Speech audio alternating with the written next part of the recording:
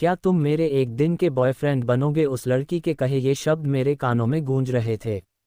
मैं हक्का-बक्का सा उसकी तरफ देखने लगा। काली, लंबी जुल्फों और मुस्कुराते चेहरे के बीच चमकती उसकी दो आंखें मेरे दिल को धड़का गईं। एक अजनबी लड़की के मुंह से इस तरह का प्रस्ताव सुनकर आप अंदाजा लगा सकते हैं कि मुझ पर क्या बीत रही होगी। मैं अच्छे घर का होनहार लड़का हूँ। प्यार और शादी को लेकर मेरे विचार बिल्कुल स्पष्ट हैं।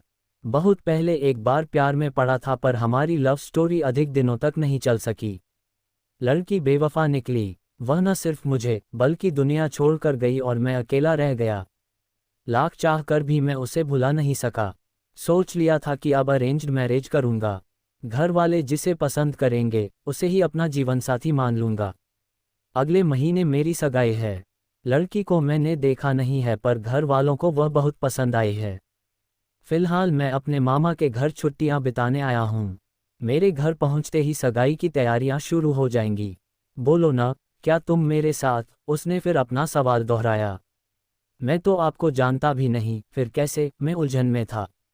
जानते नहीं तभी तो एक दिन के लिए बना रही हूँ, हमेशा के लिए नहीं। लड़की ने अपनी बड़ी बड़ी आंखों को नचाया। दरअसल 2-4 महीनों में मेरी शादी हो जाएगी।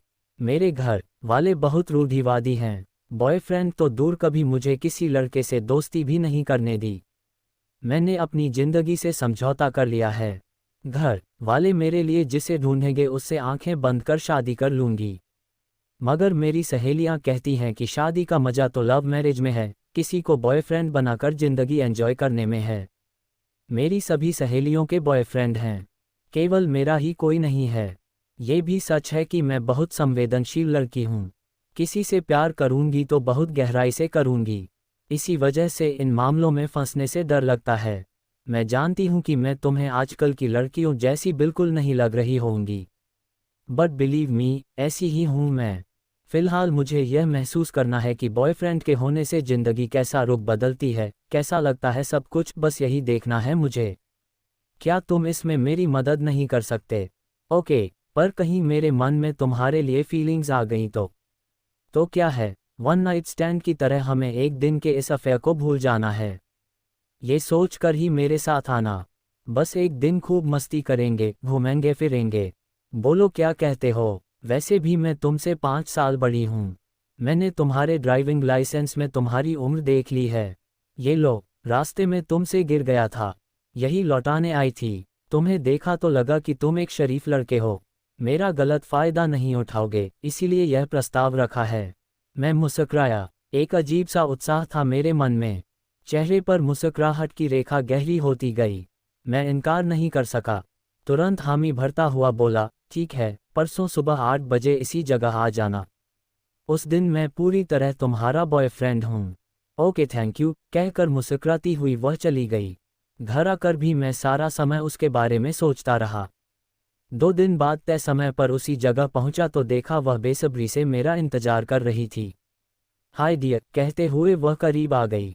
हाय, मैं थोड़ा सकुचाया, मगर उस लड़की ने झट से मेरा हाथ थाम लिया और बोली, चलो अब से तुम मेरे बॉयफ्रेंड हुए। कोई हिचकिचाहट नहीं, खुलकर मिलो यार। मैंने खुद को समझाया, बस एक दिन। फिर कहाँ मैं, कहाँ ये। फिर हम 2 अजनबियों ने हम सफ़र बनकर उस एक दिन के खूबसूरत सफ़र की शुरुआत की। प्रिया नाम था उसका। मैं गाड़ी ड्राइव कर रहा था और वह मेरी बगल में बैठी थी। उसकी जुल्फें हौले हौले उसके कंधों पर लहरा रही थीं। भीनी भीनी सी उसकी खुशबू मुझे आगोश में लेने लगी थी। एक अजीब सा एहसास था जो मेरे जिस्म को महका रहा था। मैं एक गीत गुनगुनाने लगा। वह एकटक मुझे निहारती हुई बोली, तुम तो बहुत अच्छा गाते हो। हाँ, थोड़ा बहुत गा लेता हूँ। जब दिल को कोई अच्छा लगता है तो गीत खुद ब खुद होठों पर आ जाता है। मैंने डायलॉग मारा तो वह खिलखिलाकर हंस पड़ी। दूधिया चांदनी सी छिटक कर उसकी हंसी मेरी सांसों को छूने लगी। यह क्या हो रहा है मुझे? मैं मन ही मन सोचने लगा। तभी उसने मेरे कंधे पर अपना सिर रख दिया। माय प्रिंस चार्मिंग, हम जा कहाँ रहे हैं?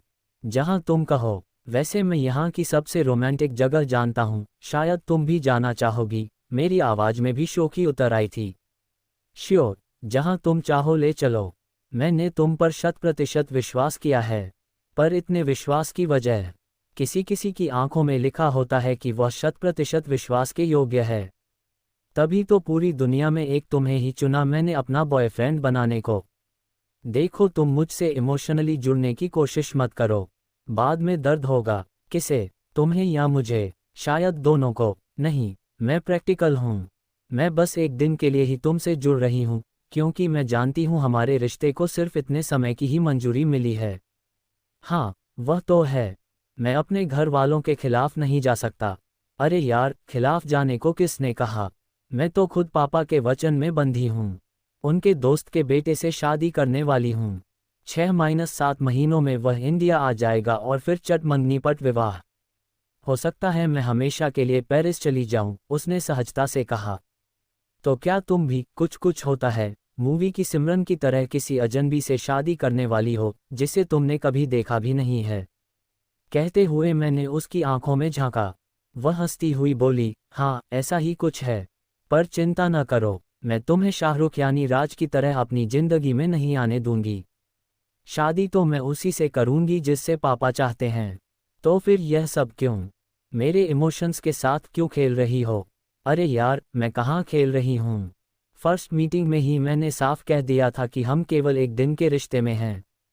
हाँ वह तो है। Okay Baba, I am sorry. चलो आ गई हमारी मंजिल। Very nice. बहुत सुंदर व्यू है। कहते हुए उसके चेहरे पर खुशी की लहर दौड़ गई। थोड़ा घूमने के बाद वह मेरे पास आती हुई बोली, लो अब मुझे अपनी बाहों में भरो जैसे फिल्मों में करते हैं। वह मेरे और करीब आ गई। उसकी जुल्फें मेरे कंधों पर लहराने लगीं। लग रहा था जैसे मेरी पुरानी गर्लफ्रेंड बिंदु ही मेरे पास खड़ी है। अजीब सा आकर्षण महसूस होने लगा। मैं अलग हो गया। नहीं, यह नहीं होगा मुझसे। किसी गैर लड़की को मैं करीब क्यों आने दूं? क्यों? तुम्हें डर लग रहा है कि मैं यह वीडियो बनाकर वायरल न कर दूं? वह शरारत से खिलखिलाए। मैंने मुंह बनाया, बना लो। मुझे क्या करना है? वैसे भी मैं लड़का हूँ। मेरी इज्जत थोड़े ही जा रही है। वही तो मैं तुम्हें समझा रही हूँ। तुम्हें क्या फर्क पड़ता है, तुम तो लड़के हो। वह फिर से मुस्कराई। वैसे तुम आजकल के लड़कों जैसे बिल्कुल नहीं। आजकल के लड़कों से क्या मतलब है? सब एक जैसे नहीं होते। वही तो बात है। इसीलिए तो तुम्हें चुना है मैंने, क्योंकि मुझे पता था तुम मेरा गलत फ़ायदा नहीं उठाओगे, वरना किसी और लड़के को ऐसा मौका मिलता तो उसे लगता जैसे लॉटरी लग गई हो। तुम मेरे बारे में इतनी श्योर कैसे हो कि वाकई मैं शरीफ ही हूँ? तुम कैसे जानती हो कि मैं कैसा हूँ और कैसा नहीं हूँ? तुम्हारी आंखों ने सब बता दिया मेरी जान। शराफत आंखों पर लिखी होती है। तुम नहीं जानते। इस लड़की की बातें पल पल मेरे दिल को धड़काने लगी थीं। बहुत अलग सी थी वह। काफ़ी देर तक हम इधर उधर घूमते रहे, बातें करते रहे। एक बार फिर वह मेरे करीब आती हुई बोली, अपनी गर्लफ्रेंड को हक भी नहीं करोगे? वह मेरे सीने से लग गई। लगा जैसे वह पल वहीं ठहर गया हो। कुछ देर तक हम ऐसे ही खड़े रहे। मेरी बढ़ी हुई धड़कनें शायद वह भी महसूस कर रही थी। मैंने भी उसे आगोश में ले लिया। उस पल को ऐसा लगा जैसे आकाश और धरती एक दूसरे से मिल गए हों। कुछ पल बाद उसने खुद को अलग किया और दूर जाकर खड़ी हो गई। बस कुछ और हुआ तो हमारे कदम बहक जाएंगे। चलो वापस चलते हैं, वह बोली। मैं अपने आप को संभालता हुआ बिना कुछ कहे उसके पीछे पीछे चलने लगा। मेरी सांसें रुक रही थीं, गला सूख रहा था। गाड़ी में बैठकर मैंने पानी की पूरी बोतल खाली कर दी। सहसा वह हंस पड़ी। जनाब, ऐसा लग रहा था जैसे शराब की बोतल एक बार में ही हलक के नीचे उतार रहे हो। उसके बोलने का अंदाज कुछ ऐसा था कि मुझे हंसी आ गई। सच, बहुत अच्छी हो तुम। मुझे डर है कहीं तुमसे प्यार न हो जाए, मैंने कहा। छोड़ो भी यार, मैं बड़ी हूं तुमसे इस तरह की बातें सोचना भी मत। मगर मैं क्या करूं? मेरा दिल कुछ और कह रहा है और दिमाग कुछ और चलता है। तुम बस आज की सोचो और ये बताओ कि हम लंच कहाँ करने वाले हैं। एक बेहतरीन जगह है मेरे दिमाग में। बिंदु के साथ आया था एक बार। चलो वहीं चलते हैं, मैंने वृंदावन रेस्टोरेंट की तरफ गाड़ी मोड़ते हुए कहा। घर के खाने जैसा भैया स्वाद होता है यहाँ के खाने का, और अरेंजमेंट देखो तो लगेगा ही नहीं कि रेस्टोरेंट आए हैं। गार्डन में बेत की टेबल कुर्सियाँ रखी हुई हैं। रेस्टोरेंट पहुंचकर उत्साहित होती हुई प्रिया बोली, सच कह रहे थे तुम? वाकई लग रहा है जैसे पार्क में बैठकर खाना खाने वाले हैं हम, हर तरफ ग्रीनरी। So nice. सजावटी पौधों के बीच बेत की बनी डिजाइनर टेबल कुर्सियों पर स्वादिष्ट खाना मन को बहुत सुकून देता होगा, है न? मैं खामोशी से उसका चेहरा निहारता रहा। लंच के बाद हम 2-1 जगह और गए। जी भर कर मस्ती की। अब तक हम दोनों एक दूसरे से खुल गए थे। बातें करने में भी मज़ा आ रहा था। दोनों ने ही एक दूसरे की कंपनी बहुत एंजॉय की थी, एक दूसरे की पसंद नापसंद, घर परिवार, स्कूल कॉलेज की कितनी ही बातें हुईं। थोड़ी बहुत प्यार भरी बातें भी हुईं। धीरे धीरे शाम हो गई और उसके जाने का समय आ गया। मुझे लगा जैसे मेरी रूह मुझसे जुदा हो रही है, हमेशा के लिए। कैसे रह पाऊंगा मैं तुमसे मिले बिना? नहीं प्रिया, तुम्हें अपना नंबर देना होगा मुझे, मैंने व्यथित स्वर में कहा। Are you serious? Yes I am serious. मैंने उसका हाथ पकड़ लिया। मुझे नहीं लगता कि अब मैं तुम्हें भूल सकूंगा। No Priya, I think I like you very much. वह डील न भूलो मयंक, प्रिया ने याद दिलाया। मगर दोस्त बनकर तो रह सकते हैं न? नो, मैं कमज़ोर पड़ गई तो ये रिस्क मैं नहीं उठा सकती। तो ठीक है, आई विल मैरी यू, मैंने जल्दी से कहा। उससे जुदा होने के ख्याल से ही मेरी आंखें भर आई थीं। एक दिन में ही जाने कैसा बंधन जोड़ लिया था उसने कि दिल कर रहा था हमेशा के लिए वह मेरी जिंदगी में आ जाए। वह मुझसे दूर जाती हुई बोली, गुड बाय मयंक, मैं शादी वहीं करूंगी जहां पापा चाहते हैं। तुम्हारा कोई चांस नहीं, भूल जाना मुझे। वह चली गई और मैं पत्थर की मूर्त बना उसे जाते देखता रहा। दिल भर आया था मेरा। ड्राइविंग सीट पर अकेला बैठा अचानक फफक कर रो पड़ा। लगा जैसे एक बार फिर से बिंदु मुझे अकेला छोड़कर चली गई है। जाना ही था तो फिर जरूरत क्या थी मेरी जिंदगी में आने की।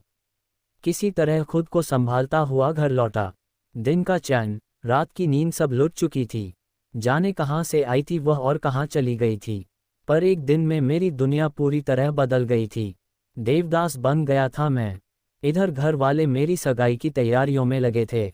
वे मुझे उस लड़की से मिलवाने ले जाना चाहते थे जिसे उन्होंने पसंद किया था। पर मैंने साफ इनकार कर दिया।